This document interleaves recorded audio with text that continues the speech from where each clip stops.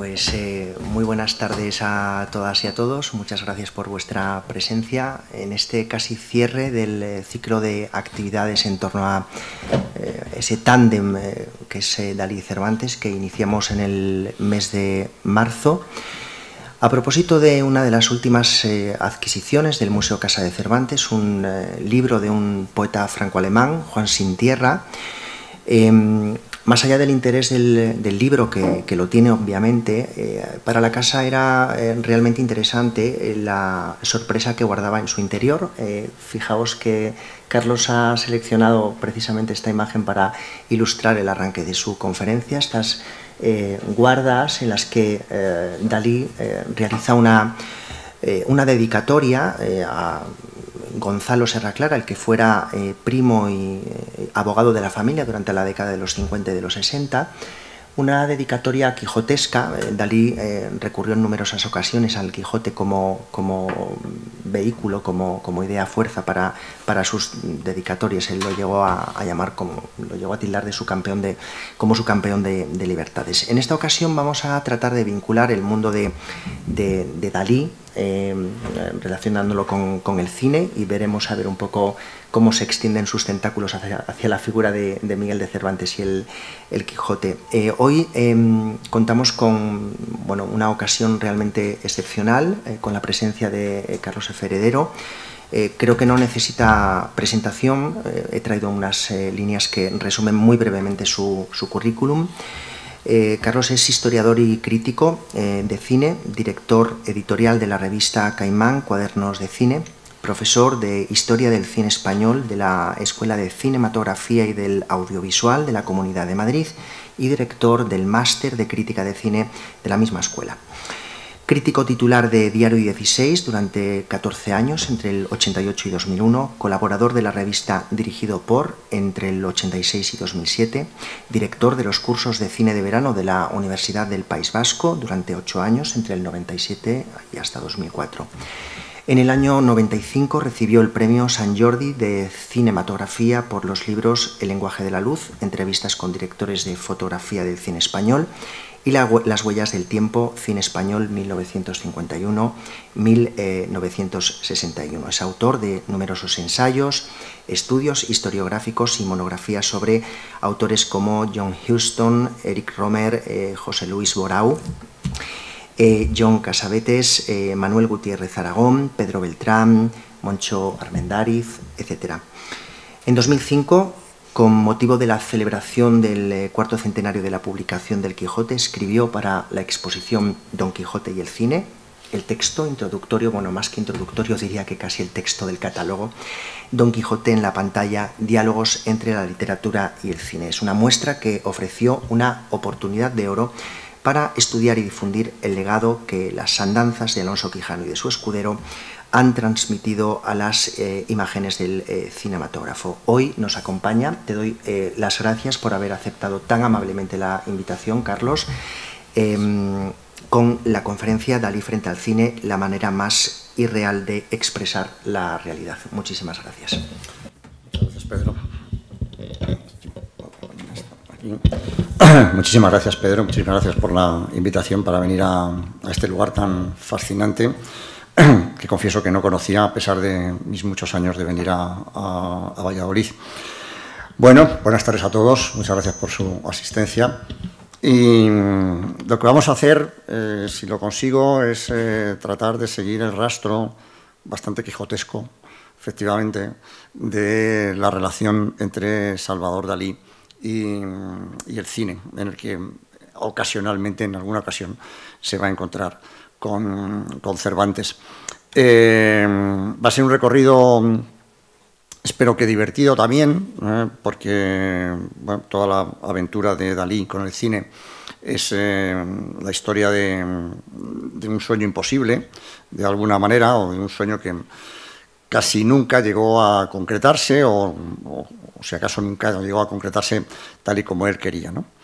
Lo cierto es que desde su primera intervención en el cine, mediante su colaboración con Buñuel, bien conocida, a través de Un perro andaluz y La edad de oro, a finales de los años 20, hasta lo que podríamos considerar su última aportación como tal, la película Impresiones de la Alta Mongolia, realizada en 1975, ya veremos cómo. Dalí vivió con el cine, es un poco la hipótesis de la conferencia, un romance tempestuoso y en buena medida fallido, lleno de crueles decepciones y de proyectos frustrados, pero también salpicado por algunos destellos fulgurantes de genio y de explosiones surrealistas, como no podía ser menos, ¿no? Esta es un poco la tesis o la idea resumida de lo que les voy a tratar de exponer, ¿no? Y esos destellos los podemos encontrar en la mayoría de esos proyectos fracasados o insatisfactorios, o nunca concretados del todo, o concretados a medias, en los que se embarcó una y otra vez, pero también, como sabemos, en aquellas pocas ocasiones en las que ese encuentro entre el cine y Dalí dio lugar a unas imágenes que todos recordaremos y de las que luego tendremos ocasión de mencionar, como es la famosa secuencia onírica de la película Recuerda, de Alfred Hitchcock, en 1945, ¿no? La pasión por el cine a la que Dalí nunca renunció, al menos durante el medio siglo, que podemos situar aproximadamente entre 1925 y 1975, por poner unas fechas un tanto, más o menos de contexto, alimentó una larga serie, como digo, de búsquedas incesantes y una pelea tozuda, ¿no?, del pintor, estrictamente quijotesca, como digo, por utilizar una metáfora fácil, pero me la van a permitir porque estamos en la casa donde estamos, contra los molinos de viento, que él imaginaba terreno fértil para el despliegue de su inventiva, de su afán vanguardista, de sus delirios creativos, como si quisiera combatir contra esos gigantes de lo que él consideraba, por decirlo con sus propias palabras, el arte corrupto, lo que él llamaba el cine artístico, que tanto detestaba, luego entraremos en esa materia, cuando en realidad no eran gigantes, claro está, eran los muy reales poderes económicos de una industria, por lo general conservadora, tradicional, miedosa, sujeta a unas inercias poco propicias para asimilar grandes propuestas de vanguardia, ¿no?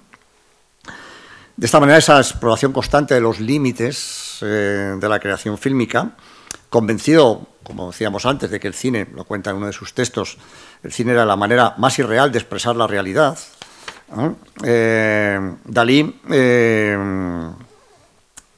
inicia un recorrido que tenemos que situar en el poderosísimo y muy fértil vínculo de la generación del 27 con el cine. A diferencia de la generación del 98, como sabemos, la generación del 27 fue una generación muy cinéfila.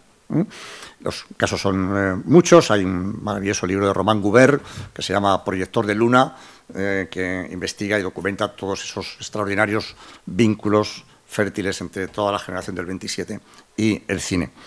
Pero sucede que incluso ya antes del 27, si queremos atenernos a las fechas, incluso ya en 1925, Dalí enviaba a Federico García Lorca un collage titulado El casamiento de Buster Keaton, hecho con recortes de fotos, alusivo al matrimonio de Buster Keaton con la actriz Natalie Talmadge, puesto que Buster Keaton fue desde el principio la figura fundamental que facilita el vínculo y la pasión de Dalí con el cine, ¿no?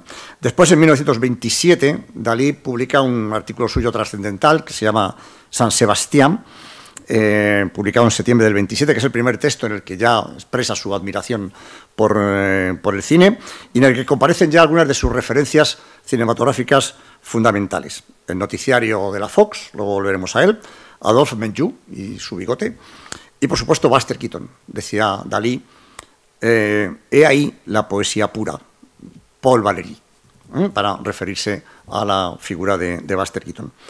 A su vez, ese radicalismo vanguardista de Dalí convergía en marzo del 28 con el de dos prestigiosos críticos cinematográficos, Louis Montagnier y Sébastien Gasque, para filmar un texto provocativo que llevará por nombre y será conocido como el Manifeste Groc, Groc por el llamativo color amarillo de su papel.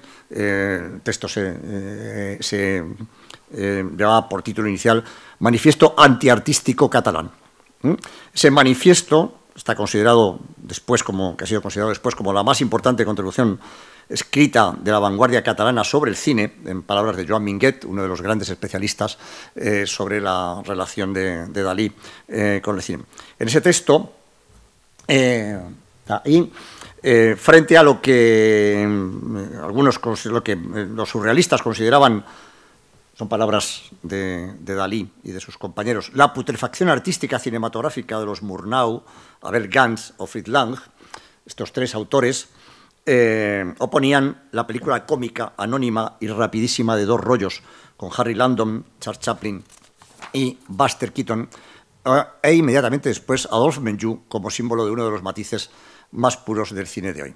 Ese manifiesto, el famoso manifiesto Groc, ha sido considerado después como el germen de la vanguardia, de la tradición vanguardista catalana, sobre todo en el ámbito del cine, que terminará derivando después, como ha explicado muy bien Esteve Riambau, el actual director de la Filmoteca de Cataluña y uno de los historiadores españoles más importantes, al situar ese manifiesto como en el origen de lo que después va a ser la Escuela de Barcelona, el movimiento cinematográfico vanguardista que aparece en Barcelona aproximadamente entre el 65 y 1970, paralelo al otro movimiento renovador que fue el nuevo cine español, ¿no? A finales del 27, Dalí publica en la Gaceta Literaria, una revista fundamental, cuya sección de cine era dirigida en ese momento por Luis Buñuel, un artículo titulado Film Arte, Film Antiartístico. Y en él defiende, ese es el texto en el que aparece esa idea de que el cine es la manera más irreal de expresar la realidad, ¿no? Y bien, efectivamente el primer encuentro de Dalí con el cine va a ser en la película Un perro andaluz, que conviene recordar que es una película de Luis Buñuel, no es una película de Buñuel y Dalí, es una película de Luis Buñuel con guión de Buñuel y Dalí. Y que efectivamente aparece como un radical movimiento antiartístico. Decía Dalí en la revista Mirador, nuestra película, realizada al margen de toda intención estética, no tiene nada que ver con ninguno de los intentos del denominado cine puro.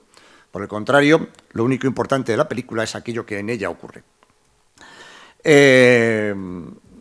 Ahí aparecen Dalí y Luis Buñuel durante el casting, durante la preparación de Un perro andaluz. Lo cierto es que en cualquiera de los casos Dalí apenas apareció por el rodaje.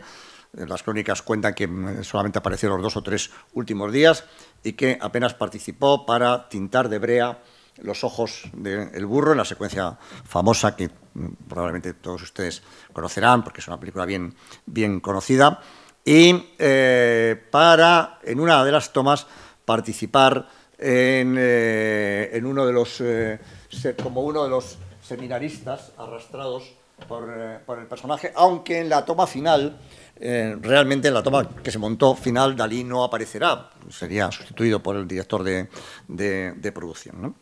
En cualquiera de los casos, los estudiosos han atribuido a Dalí o algunas de las cosas que estaban en un perro, en la película, en Un perro andaluz, ¿no?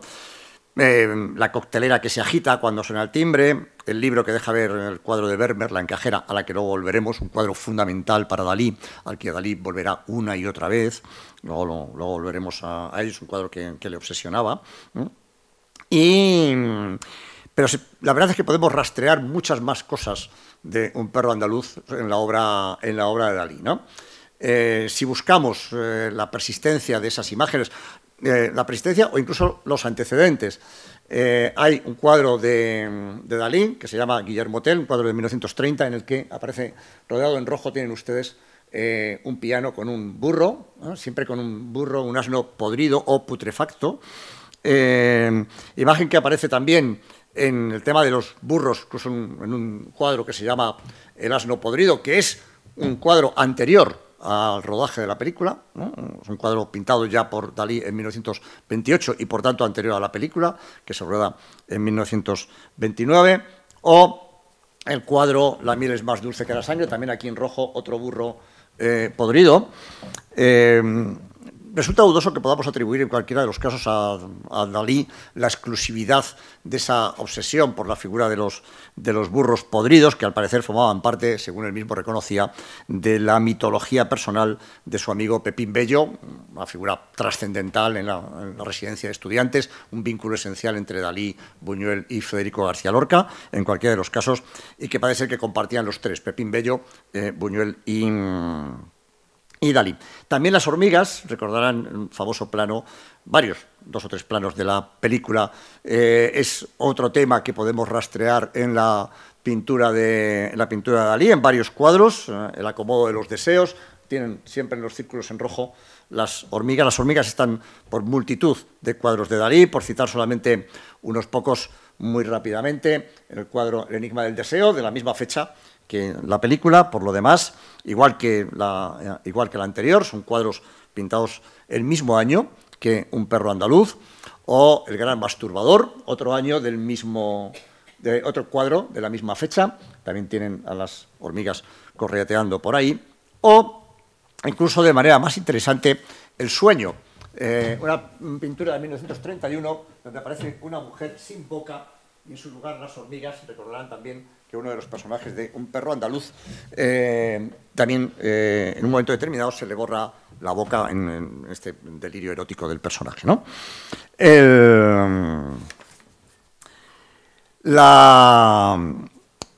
La imagen final, recordarán muy probablemente, la imagen final de Un perro andaluz, evidentemente proviene de otro de los cuadros absolutamente esenciales que obsesionaron a Dalí durante toda su vida, que es el Ángelus de Millet, de Jean-François Millet, un cuadro sobre el que además llegó a escribir un libro que se titulaba El mito trágico del Ángelus de Millet, y cuya la presencia del eco, la resonancia, la influencia del Ángelus de Millet lo podemos encontrar también,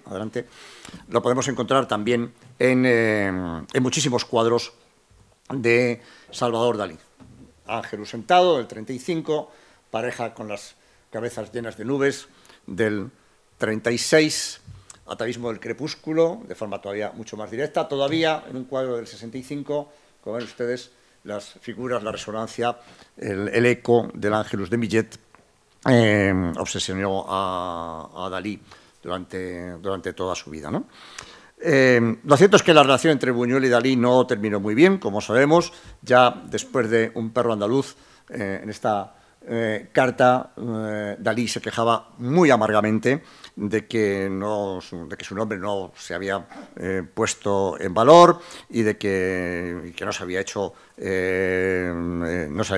suficiente caso a su participación. Con todo, realizarán después, como sabemos, La Edad de Oro, pero ese es un proyecto en el que la participación de Dalí es todavía mucho menor. Dalí ha contado, literalmente, se lo leo, dice: mi espíritu estaba ya decidido a hacer algo que tradujera toda la violencia del amor, impregnado del esplendor de las creaciones de los mitos católicos. Le dije a Buñuel: para esta película necesito un montón de arzobispos, huesos y custodias. Necesito especialmente arzobispos con mitras bordadas que se bañen entre los rocosos cataclismos del Cabo de Creus. Una de las imágenes de La Edad de Oro, llevada por Buñuel a otros extremos, nos hará pensar en esa idea inicial de Dalí. Lo que ocurre es que enseguida descubrieron, Buñuel lo contó, que, en palabras de Buñuel, descubrimos que a cada uno le disgustaban las ideas del otro. Eso es muy malo, me decía él. Y yo le decía, eso es pésimo, refiriéndome a algo que me proponía él.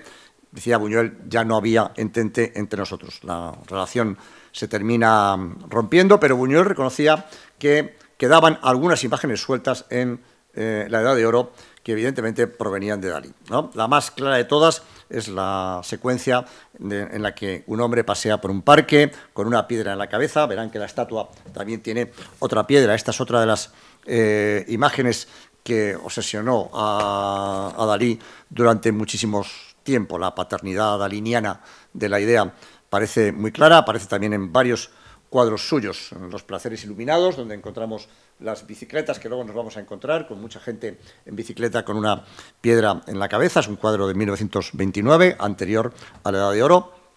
O La hora triangular, un cuadro de Dalí de 1933, donde también aparece una figura con otra piedra en la cabeza. Hay incluso después, aunque ya llegaremos más adelante, a la película Destino, está en el origen de la colaboración con Walt Disney, luego hablaremos de esto, aparecerán también los ciclistas con las piedras en la cabeza. En cualquier caso, La Edad de Oro es la película de la ruptura definitiva entre Buñuel y Dalí. Dalí lo explica, lo cuenta muy claramente, lo tiene en la pantalla, se lo leo también. El escándalo de la Edad de Oro estaba suspendido sobre mi cabeza como una espada de Damocles y decidí, está mal redactado, decidí no colaborar nunca más con nadie. Me pareció absurdo y sin interés provocar un escándalo con el anticlericalismo cuando existían ideas tan subversivas y válidas que difundir entre el público. Buñuel me había traicionado escogiendo para expresarse las imágenes que convertían el Himalaya de mis ideas en una pajarita de papel. Todos sabemos que la modestia no era el fuerte de Salvador Dalí, tendremos ocasión de verlo en muchos casos, ¿no? Bien. Tras la ruidosa aparición de esas dos películas, que sabemos que son dos piedras angulares, probablemente las obras más importantes del surrealismo cinematográfico, para rastrear la relación entre Dalí y el cine, tenemos que entrar en lo que otro de los grandes estudiosos de la obra de Salvador Dalí, de su relación con el cine, Félix Fanés, ha llamado, bueno, el cineasta sin películas.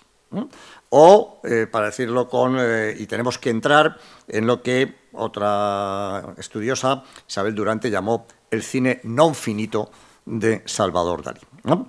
Y ahí, lo primero con lo que nos vamos a encontrar es con Baba Bobo, un guión que Dalí escribe en 1932, con toda seguridad, con la voluntad de independizarse y de mostrar su autonomía creativa en el cine sin la ayuda y sin la intervención de Buñuel, ¿no? Después de que sus relaciones hubieran terminado de forma bastante tempestuosa. Ese guión, originalmente publicado en francés, le seguía en la publicación original un texto que Dalí llamó Compendio de la Historia Crítica del Cine, que en realidad era un compendio de los gustos y las obsesiones cinematográficas de Dalí.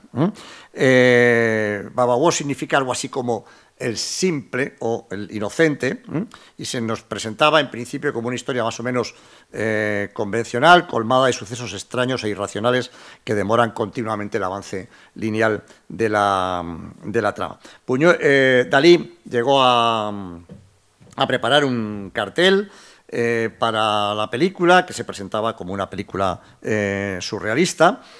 Paralelamente, Dalí tenía intención, vamos a hablar de muchísimos, Dalí contó a la prensa una y otra vez muchísimos proyectos que quizá él soñaba o que a él le hubiera gustado hacer. Hay una enorme cantidad de proyectos de los que solamente existe las noticias que él daba a la prensa cada vez que hacían una entrevista. Una de ellas era la voluntad de hacer un documental sobre la historia del surrealismo. No hay ninguna documentación más sobre ese proyecto, ¿no?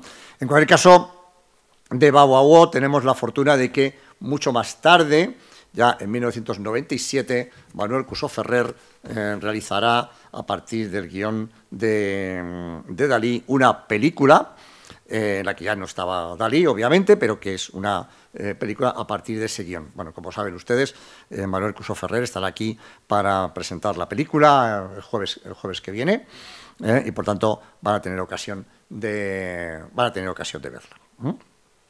Luego ya seguimos la cronología, voy a intentar seguir un poco la cronología, voy muy deprisa, pero para que me dé tiempo a todo. ¿Voy muy deprisa? Bueno, en 1934 aparece otro de esos proyectos fantasmas de los que nunca más se supo. Dalí anuncia que se va a Nueva York para hacer una película de la que serían protagonistas Richard Wagner y el rey Luis II de Baviera. No se sabe absolutamente nada más de ese proyecto. Lo cierto es que aproximadamente entre el 37 y 1948 la presencia de Dalí y Gala, de su mujer, en Estados Unidos es ya muy frecuente, cuando no se instalan allí durante muchos años, sobre todo después durante la guerra y en parte también un poco después de la Segunda Guerra Mundial, ¿no? Dalí se encontró en Hollywood un mundo muy especial. Dalí amaba Hollywood. En ningún otro lugar era para él tan difusa la línea que separaba o unía la fantasía y la realidad. En una carta a André Breton, Dalí lo explica de esta manera. Estoy en Hollywood, donde he contactado con los tres mayores surrealistas americanos, Harpo Marx, Walt Disney y Cecil B. DeMille. Creo que les he contagiado suficientemente y espero que aquí el surrealismo se convierta en una realidad. Evidentemente, un sueño, un desideratum más de Salvador Dalí. Dalí en Hollywood y en Estados Unidos es admirado por su arte, por sus excentricidades, le invitan a fiestas, a eventos, aparece en las portadas de Life, las portadas de la revista Time, se convierte en una celebridad, pero sobre todo se encuentra con una figura trascendental para su historia pictórica y también para su historia cinematográfica, que es Julien Levy. Julien Levy es un galerista y un hombre muy vinculado a la vanguardia cinematográfica norteamericana. Dalí venía exponiendo en la galería de Julien Levy desde 1932. Julien Levy edita un libro que se llama Surrealismo como tal, y ahí en ese libro aparecen, entre otros, el guión de Babao, pero también un guión de una figura muy importante para Dalí, que es Joseph Cornell, cineasta vanguardista, del que ahora les hablaré. Joseph Cornell había dirigido en 1936 Rose Howard. Rose Howard es la película que da nacimiento a el found footage, a la práctica del metraje encontrado. Es una película en la que el cineasta trabaja sobre una película precedente para coger solamente una serie de imágenes concretas y montarlas de otra manera, ¿eh? Que es en lo que consiste la práctica vanguardista del found footage. El descubrimiento de Rose Howard causa una impresión absolutamente muy importante a Salvador Dalí. Esa película le impactó hasta el punto de que Dalí llega a acusar a Joseph Cornell de haber plagiado el subconsciente suyo. Decía Dalí: mi idea para una película es exactamente esa. Yo iba a proponer a alguien que pagara para hacerla. Yo no diría que Cornell haya robado mi idea. Yo nunca escribí o dije nada de ella, pero es como si él me la hubiera robado. Por otro lado, Dalí es, como les he contado, un ferviente admirador de los noticiarios, y en particular el noticiario de la Fox, donde él encontraba que la película documental y las películas científicas eran portadoras de una emoción inenarrable, según sus palabras. Dice: el documental minucioso prueba una vez más la ósmosis constante establecidas entre la realidad y la superrealidad. También, en homenaje al noticiario de la Fox, había hecho ya en 1926 ese cuadro que se llama Partida, homenaje al noticiario de la Fox. A partir de esos años, Dalí comienza a colaborar con una revista muy importante, un suplemento dominical, American Weekly, para que se hagan una idea de la importancia de American Weekly en los Estados Unidos de los años 30. Es un suplemento dominical de Randolph Hearst, el poderosísimo magnate de la prensa Randolph Hearst. En aquellos momentos, American Weekly tiene una tirada de 60 millones de ejemplares. Puesto 60 millones de ejemplares. Son cifras poco mareantes, pero es un suplemento dominical que se acompaña a muchos periódicos a lo largo y ancho de todo Estados Unidos, ¿no? Ahí aparecen algunas contribuciones muy relevantes de Salvador Dalí. La primera de todas, una que se llama Crazy Movie Scenario by Dalí, The Superrealist, con algunos dibujos y con la idea de hacer una película de la que ahora les hablo. Otro de los textos de Dalí que aparecen también en American Weekly será The Surrealist Mystery of New York, que en principio estaba vinculado a un proyecto de una película que se tenía que llamar así, Los Misterios Surrealistas de Nueva York. Joseph Cornell, el director de Rose Howard, había remontado también, siguiendo la práctica del found footage, algunos algunos cortos de dibujos animados, una serie de trabajos que terminaron conocidos como, con el nombre de los Goofy Newsreels, especie de noticiarios bobos, ¿no? Lo de Goofy viene a cuento, ahora verán por dónde nos lo encontramos, porque llegará un momento en que Dalí propone también un guión para una película que se llama Gangsterismo y Goofy Visions of New York. Esto es un texto de Dalí con unas ilustraciones de Dalí a partir de Goofy. Goofy, muchos lo recordarán, es el personaje de Walt Disney que aparece por primera vez en una película de Mickey Mouse en 1932. Esa es la primera aparición del perro tan divertido que todos conocemos y que tenía tanta presencia en los cortometrajes animados de Walt Disney.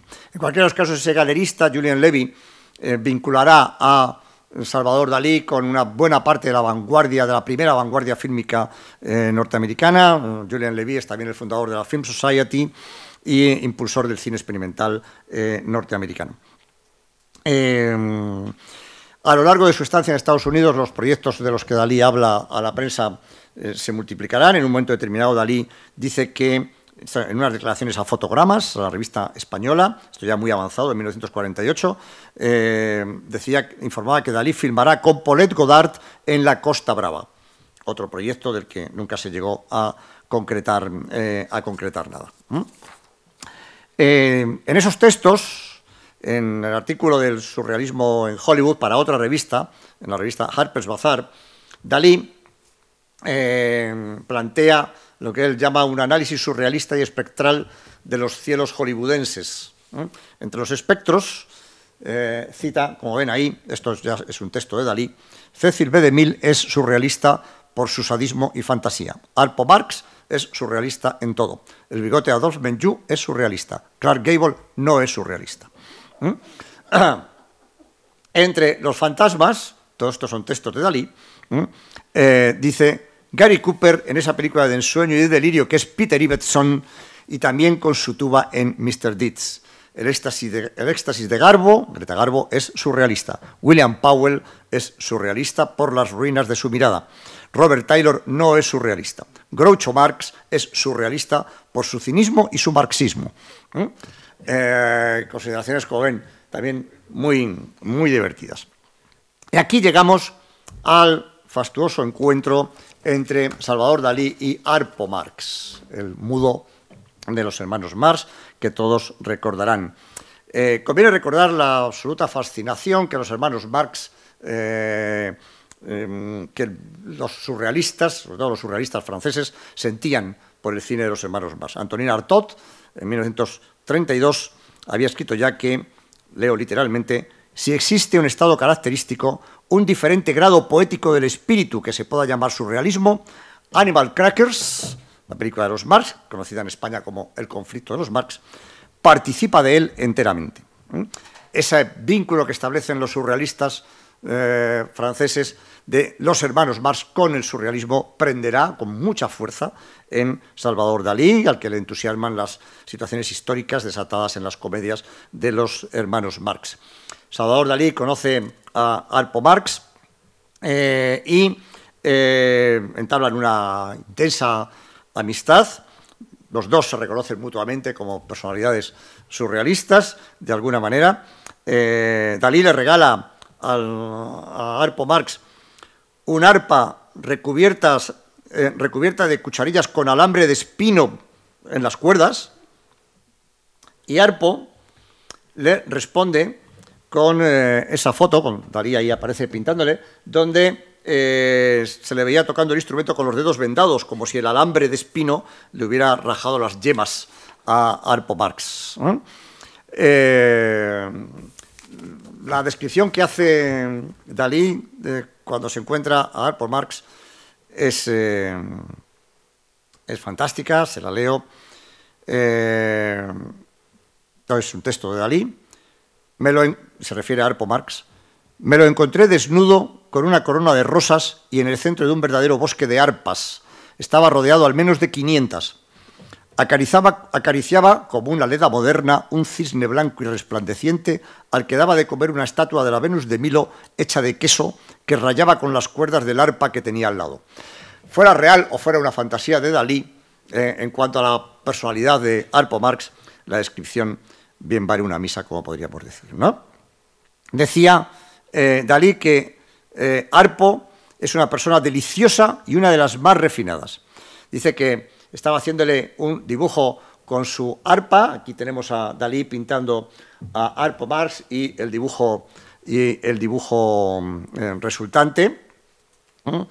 Y a partir de ahí aparecen y de alguna manera imaginan entre los dos un proyecto fantástico de película que se llama, o que tenía que llamarse, Giraffes on Horseback Salad, algo que podríamos traducir como jirafas en ensalada de lomo de caballo. Muy marxista, muy de Groucho Marx, pero también muy daliniano. Que será conocido también como The Surrealist Woman, la mujer surrealista. La idea era hacer una película con un guión de Dalí, pero interpretada por los hermanos Marx. En cuanto a la historia de Giraffes on Horseback Salad, de 1937, tal y como la conocemos, pues supuestamente iría de eso que tienen ustedes ahí, se lo leo también, una mujer muy rica, conocida como la mujer surrealista, personifica el mundo de la fantasía, de los sueños y la imaginación. Sus amigos son los hermanos Marx, los verdaderos protagonistas de todo lo que ocurre en la película. En el extremo opuesto de la mujer surrealista está Linda, también bastante rica. Es snob, ambiciosa y sin imaginación, y está prometida con Jimmy, que cae rendido a los pies de la mujer surrealista nada más conocerla. Toda la película transcurre en la pugna entre esas dos mujeres que personifican el mundo de la convención y el mundo de la imaginación. Su lucha culmina en un proceso en el que es imposible saber cuál de los dos mundos es más absurdo. Groucho Marx no estaba nada convencido de que esa colaboración fuera a llegar a algún puerto. En algún momento determinado, Groucho ya dijo que ese guión no funcionaba, pero Dalí y Harpo Marx sí parecían dispuestos a llevar esa idea a la cabeza. De hecho, en un texto de una carta de Dalí a Harpo Marx le cuenta exactamente esto que tienen ahí. Estoy pasando una semana en la nieve y voy a aprovechar para escribir el guión en el que tú eres el único protagonista. He decidido que haremos algo juntos porque realmente pensamos muy parecido y tenemos exactamente el mismo tipo de imaginación. Estoy seguro que será un corto con un guión sensacional, hecho expresamente para tu genialidad, con decoraciones extraordinarias, una música muy lírica como la de Cole Porter, y que será una cosa alucinante que además de divertirnos nosotros, podrá convertirse en una revolución para el cine. La Metro-Goldwyn-Mayer, que en aquel momento es el estudio para el que trabajan los Marx, la segunda etapa de los Marx, la primera pertenece a la Paramount, no estaba muy convencida del todo, pero tampoco estaba dispuesta a prescindir de la publicidad que suponía el vínculo de Dalí, que en aquel momento es una figura también muy famosa y muy importante, que, como digo, la revista Time le había dedicado la portada. De hecho, Dalí llega a realizar algunos bocetos para esa película, jirafas en ensalada de lomos de caballo. Verán que en uno de ellos reaparecen los ciclistas con la piedra encima de la cabeza. Son bocetos de Dalí para esa película. Algunas de esas imágenes estaban perdidas, reaparecieron mucho más tarde. Aparecieron por primera vez en la exposición de la Tate Modern de Londres en 2007, que se llamaba Dalí y el cine, Dalí and Film. En definitiva, Dalí, este es otro de los bocetos que había realizado Dalí para la película con Harpo Marx. Dalí estaba convencido de que a Harpo le gustaba mucho la historia, pero la Metro-Goldwyn-Mayer, por supuesto, nunca llegó a poner en producción el proyecto. Muchos años después, ya en 2019, finalmente aparecerá, pero esto es en 2019, ya no tiene nada que ver con Dalí, una novela gráfica que pone imágenes, lógicamente estáticas, a la película que nunca fue, Giraffes on Horseback Salad, una novela gráfica adaptada por Josh Frank y Tim Heidecker e ilustrada por la dibujante española Manuela Pertega. Tras la muerte de Harpo en 1964, el guión desapareció. Arpo parece ser que dejó el guión a su esposa y tardará mucho en recuperarse. Finalmente el Centro Pompidou, cuando reaparece el manuscrito, adquiere un manuscrito de 68 páginas, descrito como guión original de Salvador Dalí, proyecto de película con los hermanos Marx, guión original de Salvador Dalí, como digo, para una película con los hermanos Marx. No fue la única película, lógicamente, de las que seguía hablando Dalí. Dalí a la prensa le contaba los proyectos más disparatados. Quería hacer una versión del Cid, protagonizada por Errol Flynn. También quería hacer una película sobre la vida de Goya, pero dirigida por Jean Renoir, protagonizada por Charles Laughton, interpretando al pintor, y con Bette Davis como la duquesa de Alba. Es un proyecto del que solo se conserva una página con la propuesta de los títulos de crédito, aunque se sabe que se inspiró en la serie de los grabados de los desastres de la guerra, en los caprichos y en las pinturas, negras de Goya. Bueno, finalmente el siguiente encuentro entre Dalí y Hollywood tendrá lugar en 1942, en una película que se llama Moon Tide, una película que inicialmente iba a dirigir Fritz Lang. Finalmente Fritz Lang se ha apartado del proyecto por desavenencia con los productores y pasa a dirigirla Archie L. Mayo. Hay una secuencia onírica para la cual se contrata a Dalí para que haga el diseño de la secuencia onírica. Una pesadilla vinculada a una borrachera, una especie de sueño onírico, borrachera, una mezcla de las dos cosas. El primer diseño de Dalí para la película Moon Tide, dirigida por Archie Mayo en 1942, es lo que luego va a ser un cuadro de Dalí que se llama The Face of War, el rostro de la guerra, pintado en 1941.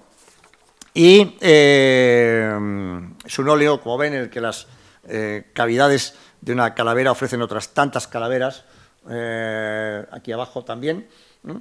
Y luego hay también algunos diseños de Dalí, un boceto de Dalí para Moon Tide, un cuadro que también pinta en la misma fecha, el cuadro Máquina de coser con paraguas en un paisaje surrealista. Por cierto, un cuadro que finalmente, muy recientemente, tan recientemente como 2021, fue subastado en París por 2,47 millones de euros, según la casa de subastas Art Curial.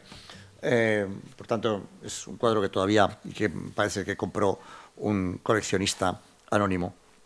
Lo cierto es que no está ni muchísimo menos claro que la secuencia final de la película llegara a hacerse con los bocetos de Dalí, aunque sí podemos reconocer un cierto aire de familia. Vamos a ver si les puedo poner muy brevemente un trocito de esa secuencia de Moon Tide, de la secuencia onírica.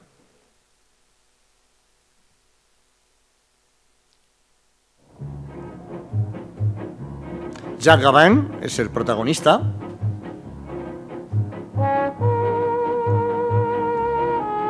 El reloj, los relojes blandos, esta es una de las cosas que más se ha asimilado a Dalí.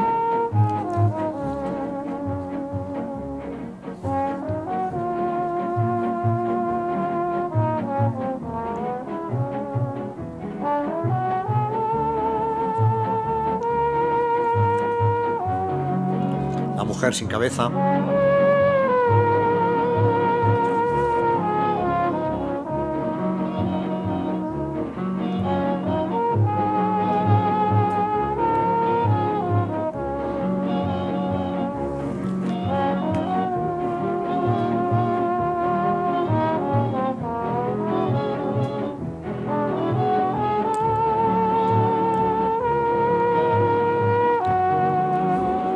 En cualquiera de los casos, la participación de Dalí no está acreditada en la película. Y bueno, parece un tanto dudoso, por mucho que la secuencia pueda tener un muy lejano aire de familia, en cualquier caso una cierta trivialización de algunos motivos que podemos reconocer como dalinianos, la perspectiva del puerto, que obviamente no tendrá nada que ver con el diseño de Dalí.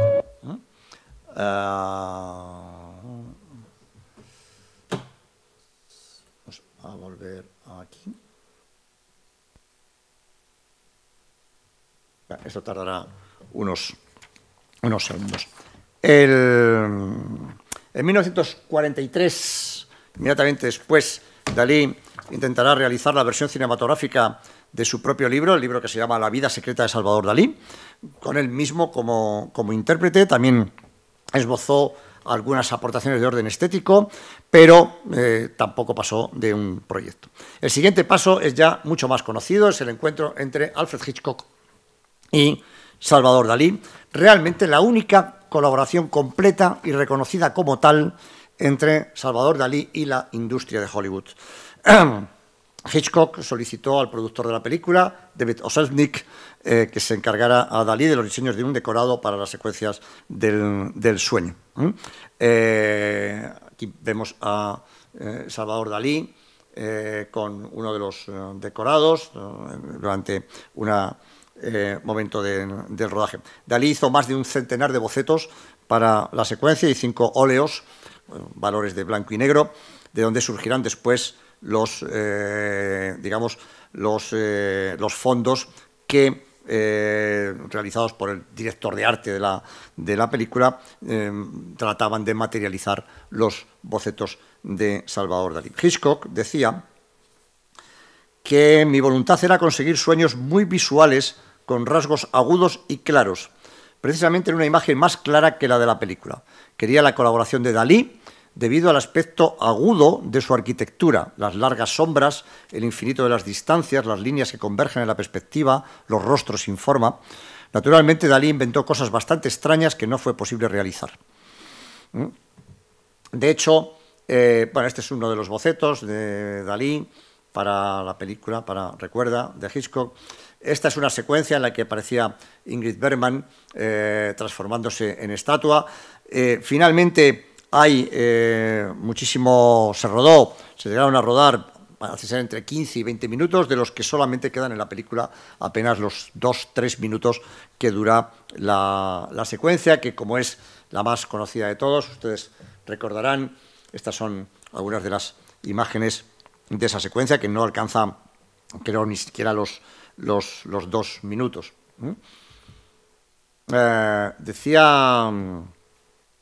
Decía Salvador Dalí, unos días fui a los estudios de rodaje para filmar las escenas de los pianos y me quedé pasmado al no ver ni los pianos ni las siluetas recortadas que debían representar a los bailarines.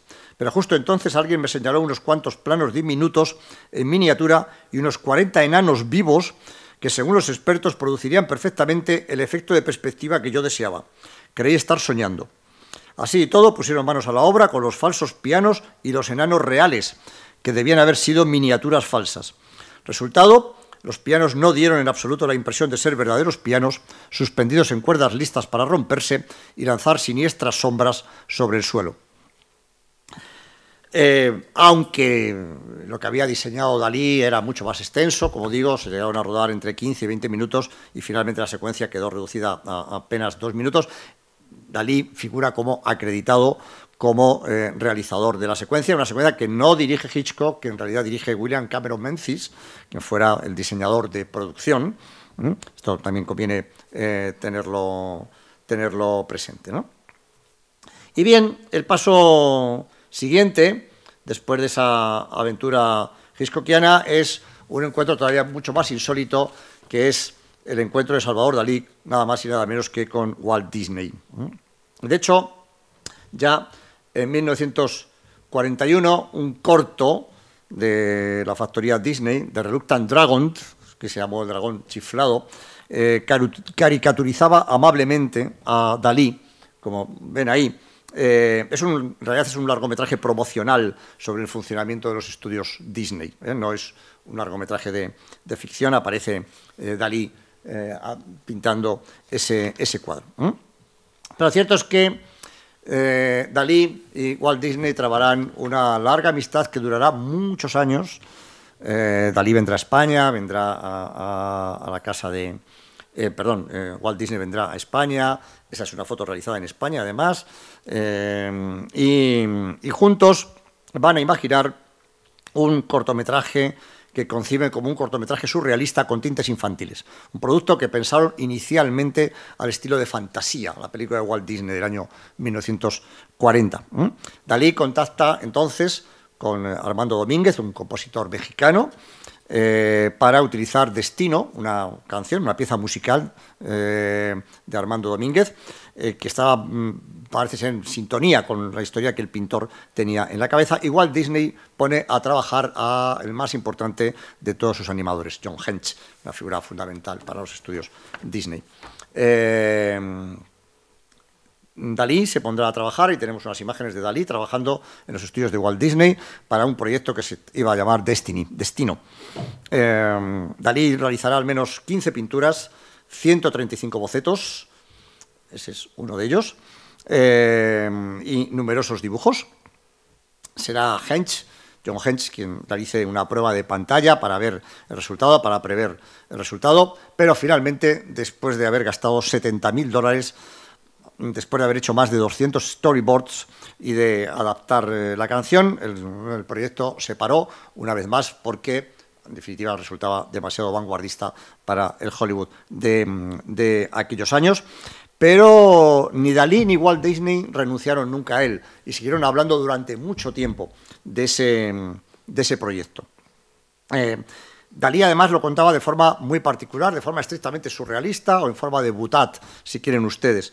En un momento determinado, en 1948, todavía se lo cuenta a un periodista español en la revista Imágenes y le dice que la película consistirá en que los dibujos, los de más rara anatomía, serán fotografiados y aparecerán en la pantalla como seres vivos.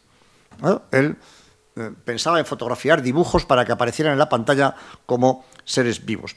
Y en otra declaración, todavía en 1951, hablaba de una película muy interesante, todo fotográfica, con trucajes sensacionales, que es protagonizada por una figura humana con cabeza de niño recién nacido, cuerpo de mujer adulta, piernas de gacela y pies formados por caracolas. Lo cierto es que solamente se llegan a rodar 18 segundos, una prueba de 18 segundos. El proyecto se abandona, queda en los cajones y en las latas, hasta que muy recientemente, en el año 2003, bueno, muy recientemente, hace ya 20 años, o 21, el sobrino de Walt Disney, algunos de esto probablemente lo sepan, de alguna manera recupera el proyecto y a partir de ese metraje inicial, apoyándose en las pinturas y en los dibujos preparatorios, termina la película. Hacen lo que va a ser, en definitiva, una nueva película. De ahí surge una película de aproximadamente 6 minutos, en la que la esencia de Walt Disney prevalece en todo momento. Les muestro un trocito de esa película, Destino, que es, insisto, la película de 2003, en cualquier caso.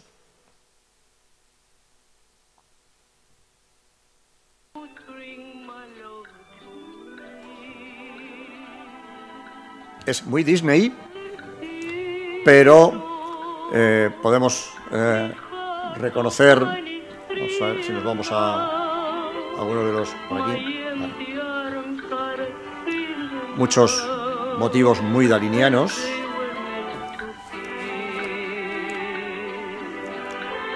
Su extraño híbrido Disney-Dalí. La película se estrenó en el Festival Internacional de Cine de Animación de Annecy, el festival más importante del cine de animación, y fue recibida con una inmensa ovación.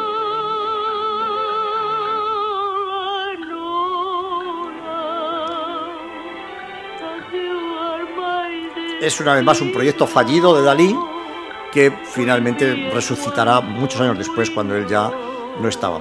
También en colaboración con Walt Disney surge, y aquí volvemos a encontrarnos con Cervantes, el otro gran proyecto, que es hacer un Don Quijote. Un Don Quijote Disney-Dalí. Un tema sobre el que además Dalí acababa de publicar una serie de litografías muy conocidas, pero, contaba antes Pedro, Dalí llamaba a Don Quijote mi campeón de libertades. Bueno, estas son algunas imágenes de Destino. Insisto, es una película de 2003. Por tanto, cuando Dalí ya habían pasado muchos años después del fallecimiento del pintor y del fallecimiento de Walt Disney también. Pero como ven, abundan los motivos dalinianos. Esta es una película ya más conocida.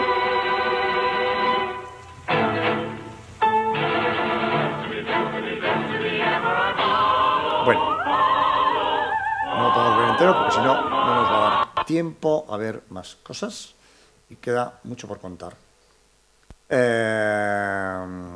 Les decía que en aquellos años Dalí había hecho una serie de litografías sobre el Quijote, algunas muy conocidas.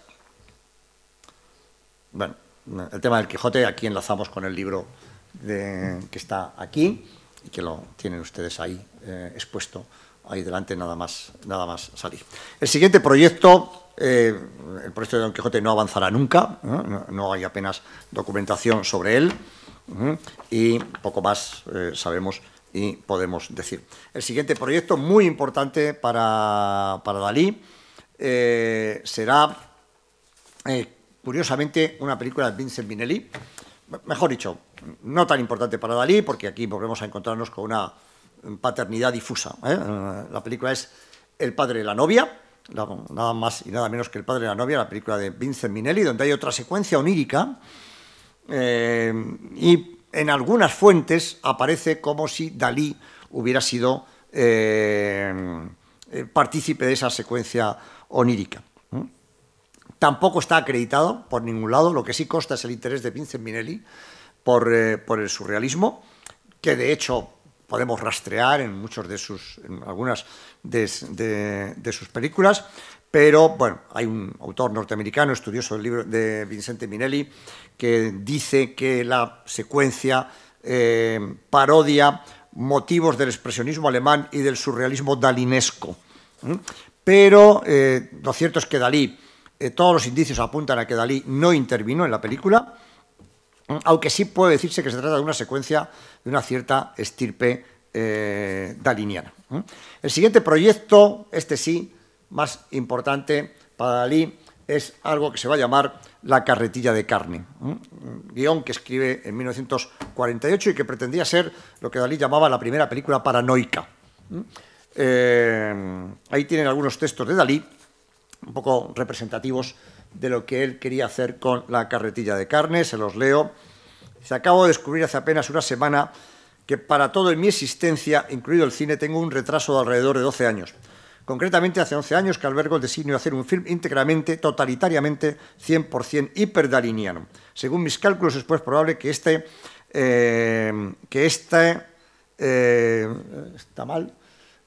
que este film vaya a ser por fin rodado el año que viene. Sigue diciendo: mi próxima película será exactamente lo contrario de un film experimental de vanguardia y sobre todo de lo que hoy se califica de creador, que no significa otra cosa que una subordinación servil a todos los lugares comunes del triste arte moderno. Estamos en 1948, cuando Dalí ya se está enfrentando abiertamente a muchas de las corrientes del arte contemporáneo. Sigue diciendo Dalí: contaré la verdadera historia de una mujer paranoica, enamorada de una carretilla que reviste sucesivamente todos los atributos de la persona amada, a cuyo cadáver ha servido de medio de transporte. Finalmente la carretilla se reencarnará y se hará carne. Y sigue diciendo, para terminar, fíjense, dice: soy el único con gala que posee el secreto gracias al cual puedo realizar mi película sin tener necesidad jamás de cortar o de fundir escenas. Ese secreto por sí solo provocará interminables colas a las puertas de los cines en donde será proyectada mi obra. Pues contra toda expectativa de los ingenuos, La carretilla de carne no será únicamente genial, sino que también será el film más comercial de nuestra época, estando de acuerdo todo el mundo en ser deslumbrado por la única cualidad, lo prodigioso. Recordad que lo de la modestia, ya lo habíamos dicho, no era precisamente lo que más destacaba de él. El guión de La carretilla de carne está publicado, se puede encontrar en varias partes. Ese proyecto finalmente tampoco llegará a ver la luz. Dalí intentará transmutarlo y derivarlo hacia otra película, hacia otro proyecto que se llamaba El alma, que a veces él contaba y lo escribía como LAM, L-A-M, que era la transcripción fonética del título en francés. El título en francés es L''ame. Y con los juegos de palabras era un proyecto en el que Dalí decía que aparecerían Santa Teresa y el gusano convertido en mariposas, accesibles al público por una cadena interrumpida de dobles imágenes. Un argumento que parte de un suceso real, un crimen paranoico interrumpido durante los 9 años de cárcel que personifica el alma. Otro más de los delirios de Dalí, que quería hacer una película, decía él, de carácter neomístico, que pretendía ser un trasunto del alma humana de Santa Teresa, según sus propias palabras. Es una idea que Dalí intenta sacar adelante en España y en la que implica a un supuesto productor del que no se tiene noticias, un tal señor Gregory, que nadie hemos conseguido averiguar quién era, pero también implica al quien entonces fuera director general de Cinematografía y Teatro en España, Joaquín Argamasilla. De hecho, en una carta a Luis Marquina, al cineasta Luis Marquina, le cuenta que Joaquín Argamasilla estaba interesado en el tema. El cineasta Luis Marquina, cineasta muy importante para la historia del cine español, era realmente el único contacto real, solvente y con credibilidad de Dalí en la industria cinematográfica española. Luis Marquina, hijo del dramaturgo Eduardo Marquina, era muy amigo de Dalí desde los tiempos de su infancia. Eduardo Marquina, el dramaturgo, fue quien había introducido a Dalí en la residencia de estudiantes y, por tanto, quien hizo posible el vínculo de Dalí con Buñuel, García Lorca, Pepín Bello, etc. Otro proyecto también fracasado. Tampoco es un proyecto en el que Dalí vaya a tener una participación directa. El siguiente que nos podemos encontrar es el Don Juan Tenorio, la película de Alejandro Perla de 1952. Pero esa película, en realidad, es una especie de híbrido, es muy poco película y mucho teatro. Dalí había realizado para el montaje teatral que había dirigido Luis Escobar. Luis Escobar, importantísimo director teatral, algunos lo recordarán como un intérprete del Marqués de Leguineche en las películas de Luis García Berlanga, en la trilogía nacional, en la Escopeta Nacional, Patrimonio Nacional y Nacional 3. Pero mucho antes de eso, Luis Escobar había sido un importantísimo director de escena teatral y cineasta también, y había director de escena, además con una importante deriva e intereses vanguardistas. Luis Escobar había dirigido el Teatro María Guerrero una versión del Don Juan Tenorio con figurines y decorados de Salvador Dalí, una de las puestas en escenas más relevantes de aquella época. Lo que se hace después, 3 años después, es trasladar directamente, sacar de los almacenes donde habían quedado los decorados y los figurines y rodar en los estudios Chamartín en solo 6 días y con 3 cámaras una ilustración teatral que finalmente tomará forma de película, la película exactamente muy poco interés, que la propia administración consideró de tercera categoría, que solamente estuvo en cartel durante una única semana, pero bueno, podemos hacernos una idea de cómo eran los decorados y los figurines dalinianos de lo que fue la puesta en escena y después llegará al cine en la película de Alejandro Perla de 1952. El siguiente paso, ya en 1954, será otro proyecto, La historia prodigiosa de la encajera y el rinoceronte. Aquí interviene Robert Deschamps, fotógrafo y ensayista francés, uno de los principales biógrafos de Dalí, sobre el que publicó numerosos libros. Según Deschamps, los 3 pintores preferidos de Dalí eran Rafael, Velázquez y Vermeer. En 1954, su fascinación por Vermeer se cristalizó en una sola obra, La encajera, ya lo habíamos citado al comienzo. Dalí y Deschamps consiguen permiso del Louvre de París para ir a copiar, a pintar en sus salas y copiar el cuadro de Vermeer, el cuadro de La encajera. Dalí hizo varias copias de La encajera, que eran ejercicios vinculados al cuerno del rinoceronte. Que para Dalí decía que la pintura de Vermeer era una conflagración de fuerzas convergiendo sobre la aguja de la encajera. Dalí había impartido una conferencia en París titulada Aspectos fenomenológicos del método paranoico crítico, en la que exponía las relaciones existentes entre la encajera y un rinoceronte. En ella trataba de demostrar que la curva de un cuervo de rinoceronte era la única curva perfectamente logarítmica y establecía la siguiente igualdad. Nebulosa igual encajera igual cuerno de rinoceronte igual granulado corpuscular y logarítmico del girasol después de la coliflor igual granulado del erizo de mar, que era, según Dalí, una gota de agua con carne de gallina. Como ven, la capacidad inventiva, imaginativa, fantasiosa, el delirio creativo de Dalí nunca cesó. Lo cierto es que se llegaron a filmar 5 horas de metraje. Deschamps dio por acabado el rodaje en 1961, comenzó a trabajar en el montaje. Esa película ha estado desaparecida durante más de 30 años. Bueno, aquí lo tenían, esto que les he contado. Actualmente es perfectamente visible, está en un Vimeo, no es necesaria contraseña, y se puede ver. El tema del rinoceronte vinculado y del cuerno del rinoceronte como símbolo fálico será explorado de manera mucho más obvia por Dalí en varios cuadros posteriores, entre ellas en ese dibujo que se llama Girl on Rhino, chica sobre el rinoceronte. Un capítulo más divertido, pero más episódico, más superficial, si quieren, es cuando tiene lugar el rodaje en España de Ricardo III, la película que hizo Laurence Olivier sobre la obra de Shakespeare.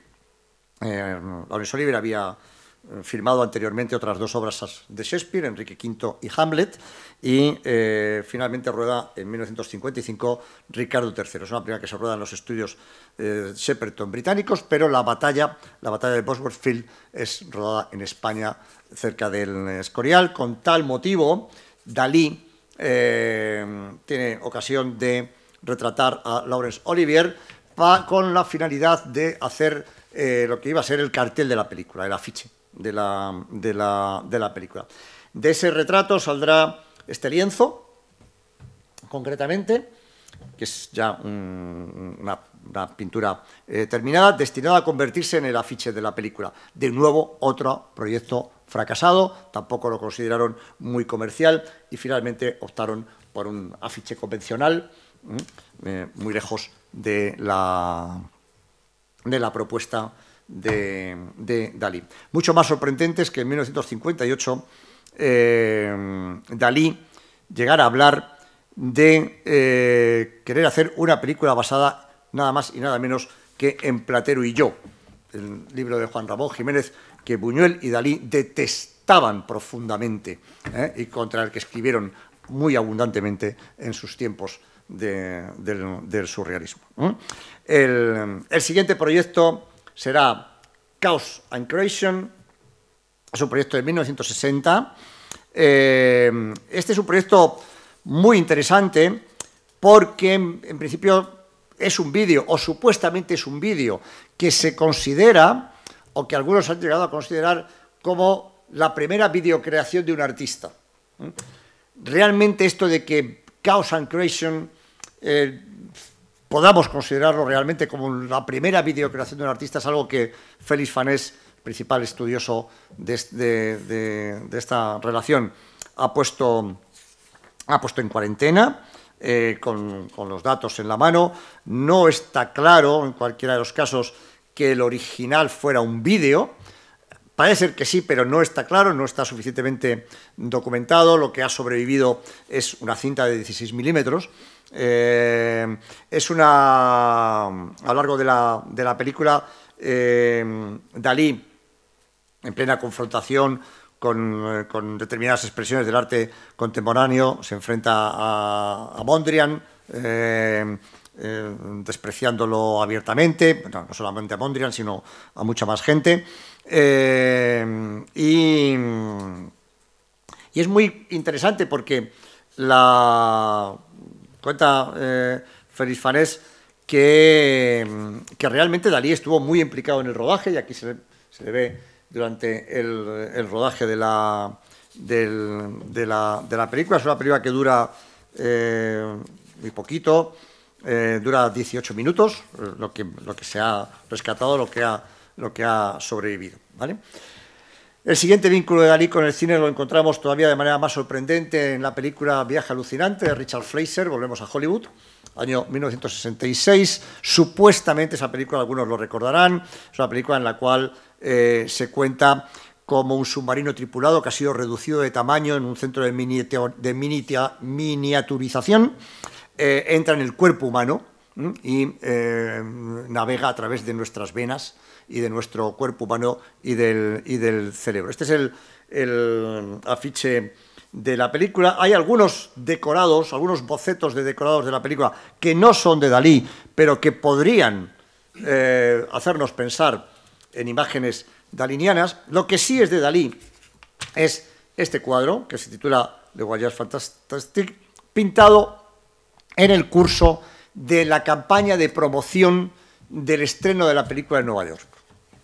Ahí sí que realmente estuvo implicado Dalí. En este caso, la implicación de Dalí es simplemente alguien al que contratan porque es famoso para promocionar la película.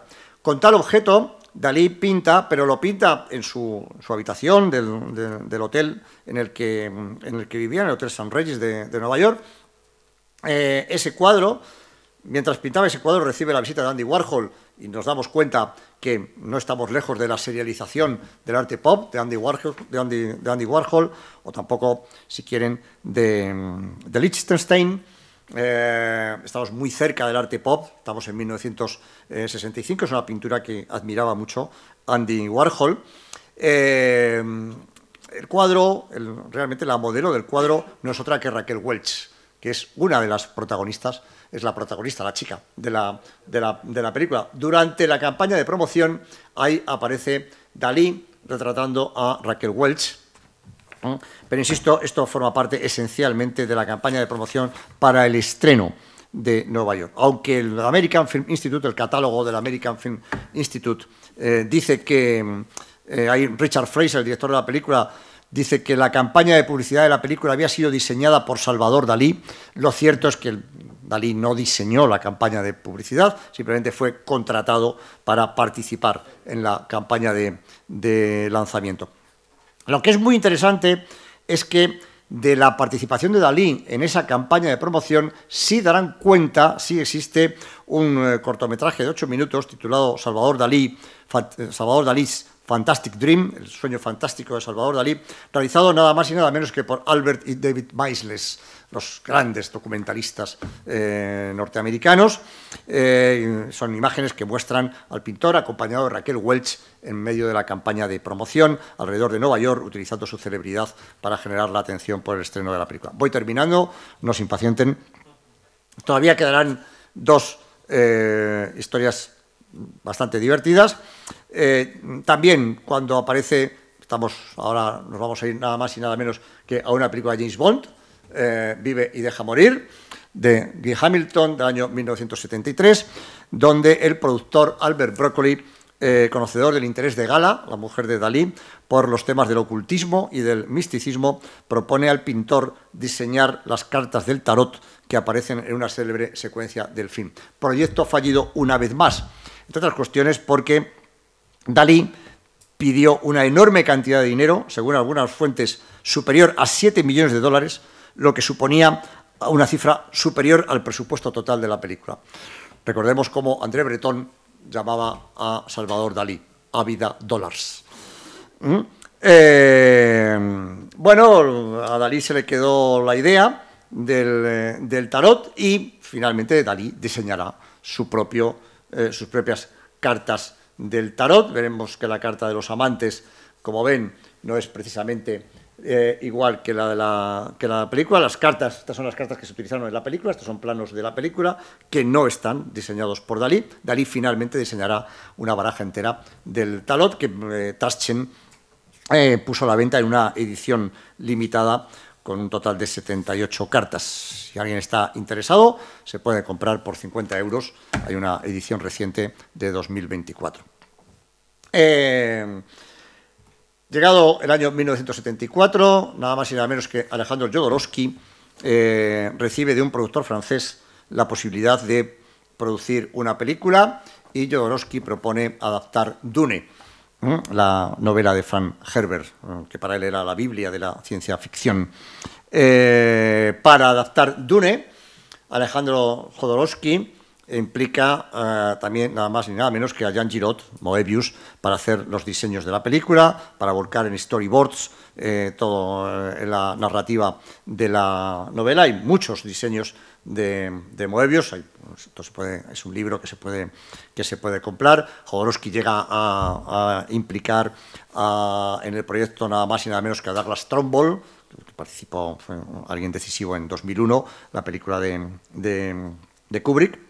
Jodorowsky quería contar con Orson Welles para interpretar al gigantesco barón Harkonnen y con Dalí. ¿Por qué con Dalí? Pues porque uno de los dibujos de Moebius nos pinta nada más y nada menos que al poderoso Shaddam IV, el personaje al que interpreta Christopher Walken en la película de Denis Villeneuve, en la última versión de Dune, que se ha visto recientemente en las pantallas. Ese era un personaje destinado a ser interpretado por Dalí, probablemente a partir del dibujo de Moebius. Al final se tropezó con lo mismo. Dalí le dice a Jodorowsky: yo trabajaré contigo, pero quiero ser el actor mejor pagado de Hollywood. Quiero $100.000 a la hora.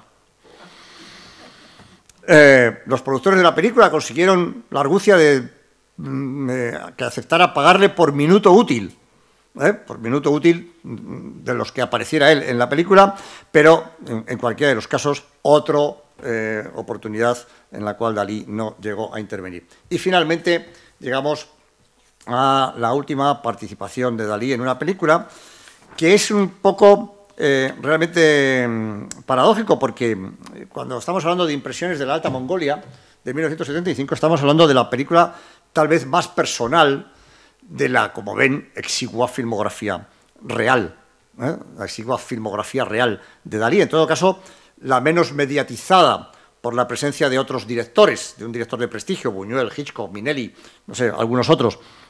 Pero esta es su película menos conocida, también una de sus películas menos valoradas, una película que él hace en realidad a partir de un proyecto que le propone una televisión alemana y que aparece firmada como una película de Salvador Dalí dirigida por José Montes Baquer, un director catalán afincado en Alemania.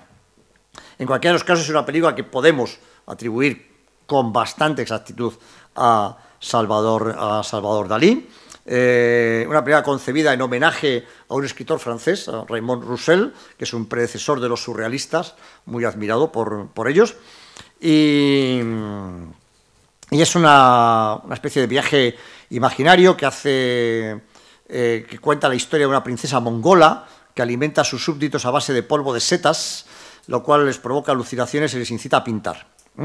Durante el transcurso del film, una expedición científica es enviada a la Alta Mongolia con el objeto de localizar la enorme seta blanca alucinógena y desconocida que provoca esos efectos en dicha civilización. Realmente, la película transcurre entre las imágenes del recién inaugurado Teatro Museo de Dalí en Figueras, donde se rodaron varias imágenes con la técnica de la macrofotografía, en la casa de Port Lligat y en un happening en Granollers.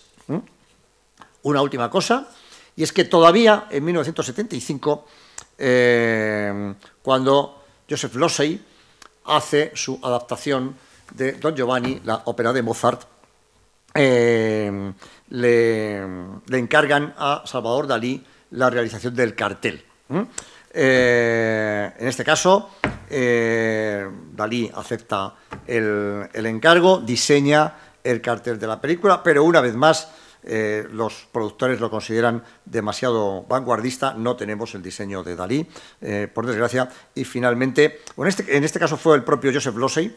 Losey dijo que le parecía, cito a Losey, demasiado hortera el cartel diseñado por Dalí. No lo tenemos, no lo podemos contrastar, por tanto, finalmente utilizaron un cartel más convencional, que es este. Bueno, esto es, así muy rápidamente, quizás les he agotado un poco, ¿no? Un recorrido por ese romance fallido, ¿no? Accidentado y apasionante al mismo tiempo, de Dalí, como ven, muy quijotesco en todos los sentidos. No da tiempo a profundizar en muchas de las conexiones, en algunas de las conexiones de este proyecto, con otras, bueno, pues con Dalí, con otras dimensiones, pero bueno, tienen una visión de conjunto, ¿no? Y estoy a su disposición. Muchas gracias por vuestra presencia. Muchísimas gracias a todos. Muchas gracias.